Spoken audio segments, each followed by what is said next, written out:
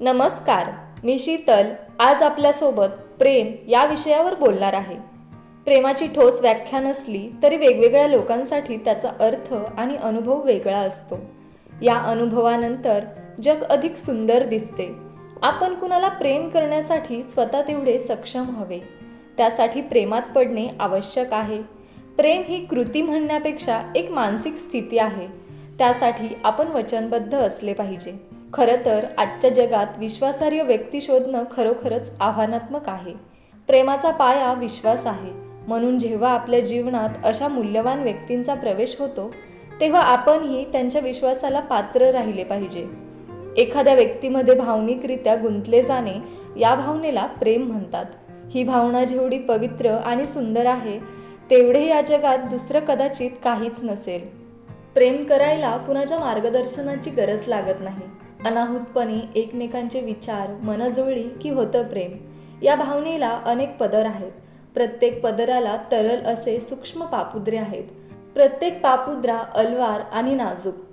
प्रेम काय आहे? खऱ्या प्रेमाचे वर्णन करणे खूप कठीण आहे.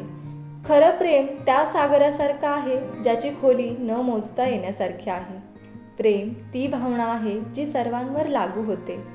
एखादा व्यक्ती त्याच्या कुत्र्याशी खूप प्रेम करतो. स्वातंत्र्य सैनिकाला स्वातंत्र्याशी प्रेम आहे. किंवा एखाद्या व्यक्तीला परमेश्वराशी नितांत प्रेम आहे. प्रेमाला विशिष्ट मर्यादेत बांधता येत नाही.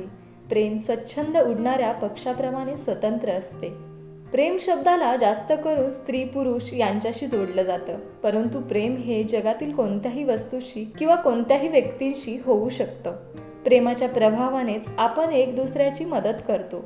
एक दुसऱ्याच्या जीवनात सहयोग करतो. याशिवाय प्रेमाचे अनेक रूपं आहेत. जसं पती पत्नी, भाऊ बहीण, कुटुंबातील इतर नातीगोती, मित्र मैत्रीण, प्रियकर प्रेयसी, गुरु आणि शिष्याचे प्रेम.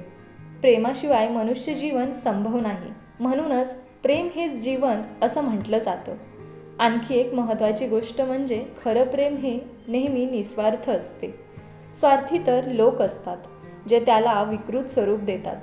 प्रेमाचा खरा अर्थ निस्वार्थ भावनेने समोरच्याला सर्वस्व अर्पण करणे हाच आहे.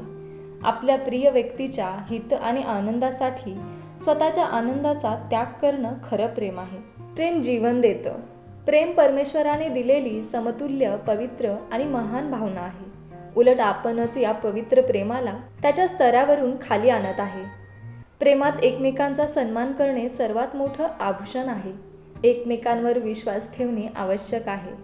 खरं प्रेम स्वतःपेक्षा जास्त एकमेकांवर विश्वास ठेवतं. त्यामुळं नातं आणखी मजबूत होतं. आई वडील जसं आपल्यावर प्रेम करतात, आपली काळजी घेतात, तसं एकमेकांची निस्वार्थ काळजी घेतली पाहिजे. प्रेमात नेहमी खरं बोलणं, नातं पारदर्शी ठेवणं गरजेचं असतं. ही भावना एक आंतरिक जिव्हाळा, आपुलकी आणि परस्परांविषयीची काळजी असते.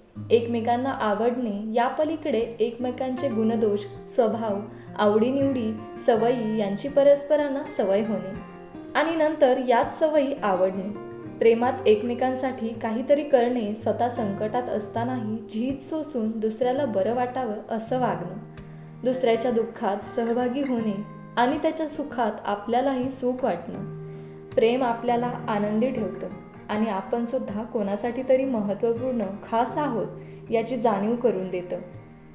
आयुष्यातील सगळ्याच नात्यांचा आधार प्रेम आहे. प्रेमात सतत त्या व्यक्तीची आठवण येते जी माणसं आपल्यापासून दूर असतात पण हृदयाच्या खूप जवळ असतात. आयुष्यात त्या व्यक्तीशी प्रेमाचं नातं जोडा ज्यांना खरंच आपल्या भावनांची कदर आहे. सोशल मीडियाला सोबतचे क्षण स्टोरीला टाकण्यापेक्षा जवळच्या प्रेमाच्या व्यक्तीची स्टोरी माहिती असली पाहिजे. काहींना आपलं प्रेम आपल्याला आयुष्यभरासाठी नाही मिळणार हे माहीत असतानाही प्रेम करतात. ते खरं प्रेम. प्रेमात असताना त्या व्यक्तीचे प्रेम मिळो वा ना मिळो आपण त्या व्यक्तीचे होऊन गेलेलो असतो. खरं प्रेम मृत्यूच्या काठावर सुद्धा आपल्या प्रिय व्यक्तीचा हात आपल्या हातात घट्ट धरून उभे असते. प्रेम हे स्थिर असते. पण तसं पाहायला गेलं तर प्रेमाइतकं अस्थिर काहीच नसावं. प्रेम म्हणजे काही दगडावरची रेघ नसते. पाण्यावर पसरलेल्या आगीसारखी ती अत्यंत क्षणभंगूर अशी गोष्ट असते.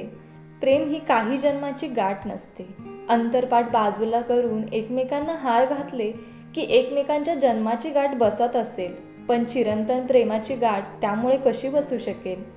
कित्येकांचा प्रेमाचा शेवट बहुधा वाईटच असतो हे अनेकांना माहीतही असते. तरीही प्रेमाचे आकर्षण कमी होते का? तो जिवंतपणा, तो उत्स्फूर्तपणा, तो भावनांचा आविष्कार, या सगळ्याचा एक क्षण जरी आपल्याला मिळाला तरी तो खूप असतो. नंतर मरणांचा वर्षाव पडला तरी त्याचे काहीच वाटत नाही. या विश्वाच्या अंताच्या कड्यावर सुद्धा प्रेम आपल्या प्रिय व्यक्तीचा हात हातात घेऊन शांतपणे उभे असते. ना त्याला स्वतःच्या अंताची भीती असते, ना या विश्वाच्या अंताची भीती वाटते.